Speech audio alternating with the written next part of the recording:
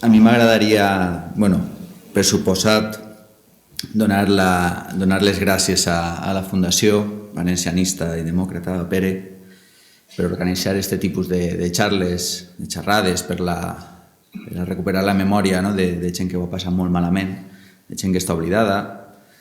Jo, com a periodista, he tractat de fer el meu treball el més professional que he pogut, però no tinc que admetre que per a mi també personalment aquesta història és la història d'una ferida oberta. La tragèdia del 3 de juliol de 2006 per a mi és una ferida oberta personal, professionalment, jo crec que també socialment, i el fet que així hi hagi desenes de persones reunides jo crec que és la prova. Dic que després de 17 anys treballant com a periodista pot ser que la cobertura de l'accident del metro ha sigut l'experiència més colpidora que mai he tingut. No en recordo cap altra. En els darrers anys en el Mundo hem treballat intensament en contar i investigar alguns assumptes que tots conegueu, moltíssima corrupció, malversació dels diners públics, però com aquella jo no n'he tornat a conèixer altra. En aquell moment sobre el terreny i posteriorment amb la investigació que ens va permetre a un grup de professionals del Mundo destapar el gran pastís que va ser la Comissió Parlamentària d'Investigació, que entre cometes era una comissió d'investigació. Alguns de vosaltres heu conegut, particularment, Enric està així, coneix el treball parlamentari, sabeu com funcionen les comissions parlamentàries, tots tenim la sensació que mai funcionen per a res. En aquell cas vos puc assegurar que va ser més greu encara i després vos explicaré una mica què és el que hem pogut publicar al Mundo amb documentació. Però dic que en aquell moment, aquell 3 de juliol, jo era cap de secció de local de l'edició valenciana del Mundo. Me tocava fer tasques de carrer i com a cap de sessió vaig estar assabentat quasi en temps real de tot el que anava passant allà. Des de l'instant en què Ferrocarrils de la Generalitat ens va informar que un comboi havia sofrit un accident al túnel i posteriorment amb tots els fets que es van publicar, i ahir tinc que reconèixer que la premsa tant local com les edicions regionals de diaris nacionals van fer un treball important en aquell moment i després. Veig per així a Laura, la companya de Levante, que també ha fet un treball important per a tractar de que la societat vagi coneguent, tingués major quantitat d'elements de judici possible respecte a allò. Dic que allò va anar progressivament, es van tancar els assumptes, primer la comissió parlamentària, després la investigació judicial, però des del primer moment es van tenir la impressió que el president de la Generalitat en aquell moment, Francesc Camps, havia iniciat una carrera a la desesperada per a que allò no afectara ni a la seva imatge pública ni al seu lideratge dins del partit.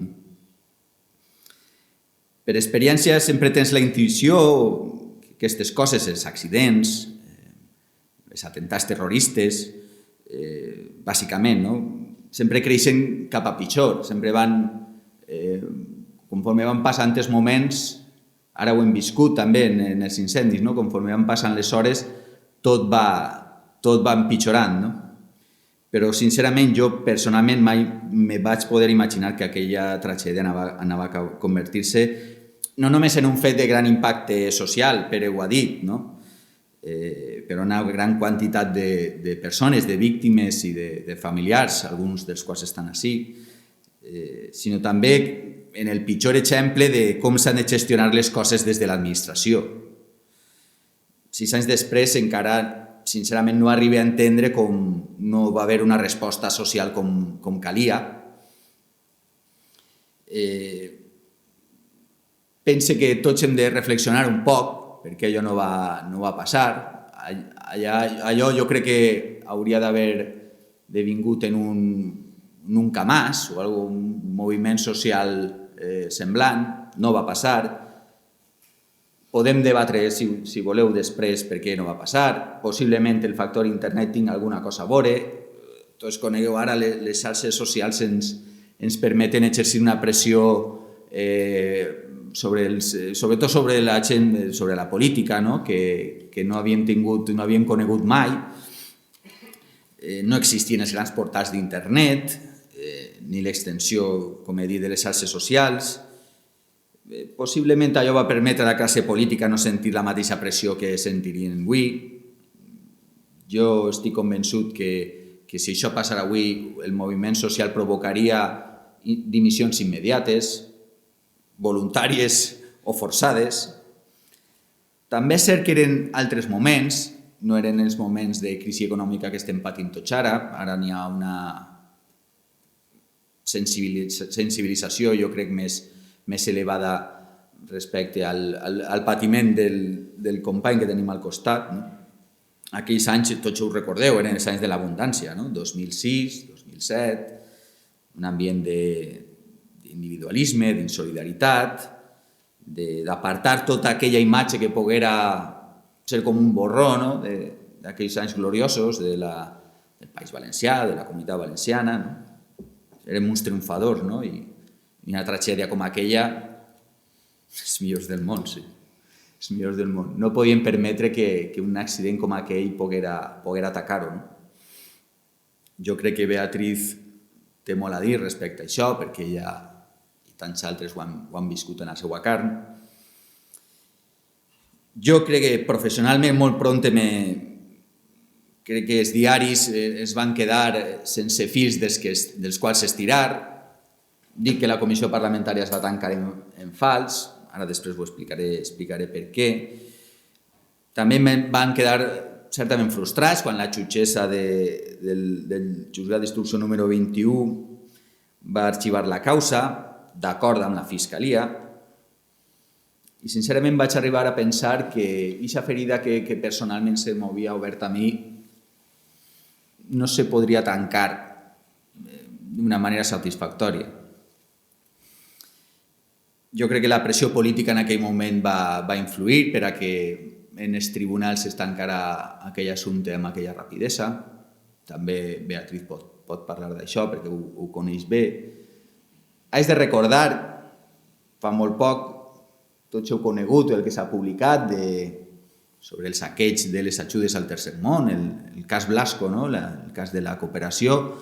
Vos haig de dir que aquella jutgessa que va arxivar l'assumpte del metro és la mateixa jutgessa que té a Rafael Blasco, un exconseller, el portaveu del Partit Popular en les Corts, a punt de ser investigat per el Tribunal Superior de Justícia. No ho dic per a netejar la imatge de la jutgessa, però, sincerament, a mi, que tenia una impressió del treball que va fer, que no era massa positiva en aquell moment, dic respecte a la qüestió del metro, doncs haig de dir que en aquest cas ha demostrat certa valentia i crec que és de justícia reconèixer-ho. Soc més crític respecte al paper de la Fiscalia. En aquell moment la Fiscalia no va manejar ni un dit. Quan la Fiscalia ha de tenir una vocació d'estar sempre al costat del més dèbil, del que pateix, del que sofreix, del que no té capacitat per a dir-li les coses a la cara a un polític, i jo crec que la Fiscalia va passar una pàgina vergonyosa en aquell moment. En aquests moments vos tinc que dir també que aquella mateixa Fiscalia que va tancar l'assumpte té la possibilitat no dic de reobrir el cas, però sí d'estirar d'algun fil molt interessant. El que van publicar a partir del 19 de febrer de 2012 al Mundo és una denúncia presentada davant de la Fiscalia de gent de dins de ferrocarrils valenta, en ganes de que es conega la veritat, cansada i molt indignada amb el que ha passat. Tots ho sabeu, aquell accident no es va cobrar cap víctima política. Ningú no va dimitir. Ni la gerent de Ferrocarrils de la Generalitat, que continua en el seu lloc, la senyora Marisa Gràcia, ni el conseller d'Infraestructures i Transports en aquell moment, l'exconseller García Antón, que va morir, i per suposat, el president de la Generalitat. Quan tots entenem, i és de caixó, que almenys algun cap havia d'haver rodat. I dia que la Fiscalia té en aquests moments la possibilitat de, diguem-ne, de tindre un gest cap a les famílies de les víctimes, que encara tenen la sensació que l'assumpte no està tancat, òbviament, si no, no estaríem fent això, ni no s'estarien manifestant cada 3 de juliol a la plaça de la Verge. Òbviament, tenen la sensació que han sigut estafats pel sistema, i ho entenc. Jo personalment estic convençut que hem de treballar tots per a restablir l'honor i la imatge d'aquestes persones. Dic que la Fiscalia té aquesta oportunitat perquè té damunt de la taula aquest assumpte. Nosaltres, dins de la nostra investigació, d'aquesta denúncia, inicialment anava dirigida a certes irregularitats que s'havien detectat en l'adjudicació dels contractes de seguretat del metro, tant a València com a Alacant, que sospitosament sempre s'entregaven o s'adjudicaven a la mateixa empresa, una empresa sense massa experiència en el sector, una cosa que quasi podríem dir habitual, que hem conegut respecte a altres conselleries. Dic que en el marc d'aquesta denúncia, d'aquesta investigació, vam trobar uns papers molt valuosos. Jo crec que molt valuosos. Qui no conega què és el que se va publicar, li puc fer un resum.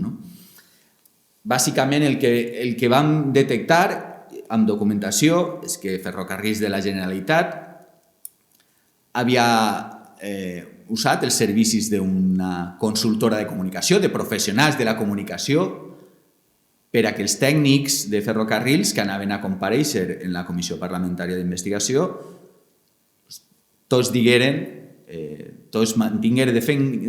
davant dels parlamentaris que tot havia sigut un accident. Vos puc llegir un paràgraf només d'un dels informes d'esta consultora, que jo crec que és revelador, és demoledor, no té possibilitat de contestació, en la meva opinió.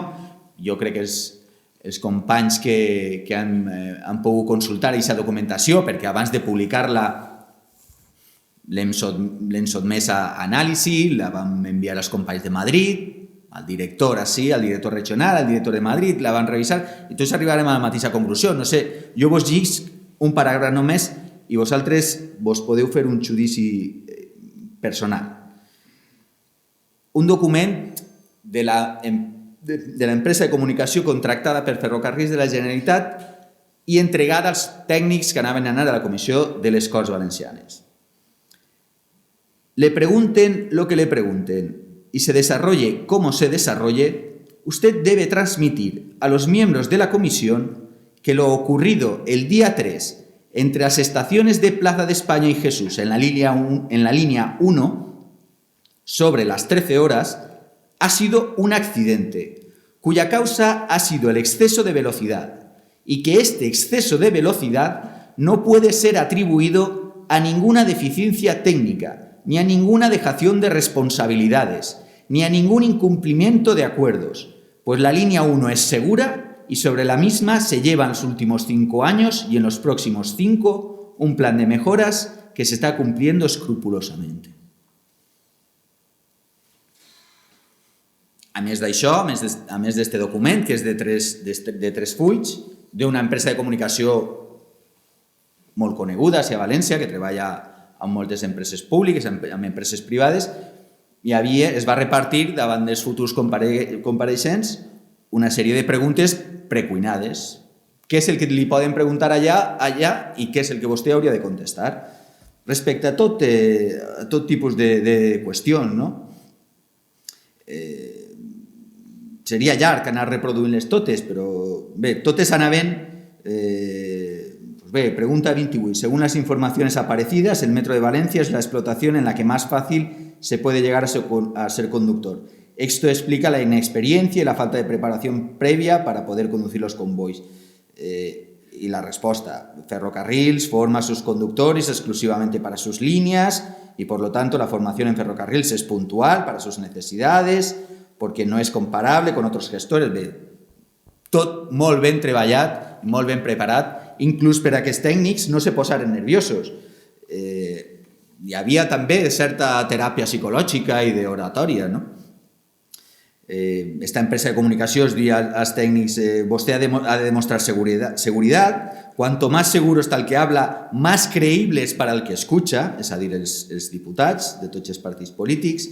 No debe ser usted simpático, no hay que cometer el error de tratar de ser simpático ni experto conocedor, no hay que dar lecciones ni ser didáctico, te pueden pillar en la mentira.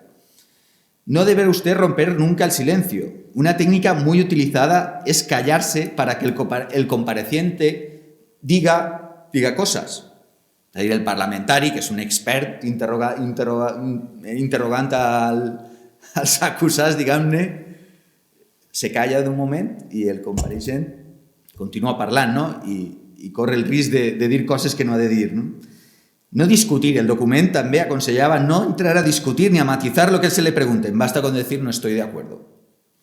I així varios documents publicats, dic, i en mans de la Fiscalia en aquests moments. Per això diria que la Fiscalia d'Anticorrupció té la possibilitat de, no dic de reobrir el cas, però sí, este és un fil col·lateral del qual jo crec que haurien d'estirar, crec que seria de justícia, i jo crec que personal i professionalment jo estic convençut, i el diari en el que treballa, el diari El Mundo, no anem a parar ni un segon fins a que la Fiscalia es pronunciï respecte a això, després de la Fiscalia el jutge instructor adient. I jo, des d'esta taula, en esta reunió, puc garantir que el diari El Mundo no va parar amb la seva pressió, amb tots els instruments que estiguen a la nostra mà, per a que aquesta ferida, com dic, que està oberta encara, personal, professional i socialment, es pugui tancar amb certa satisfacció per a les víctimes. Gràcies.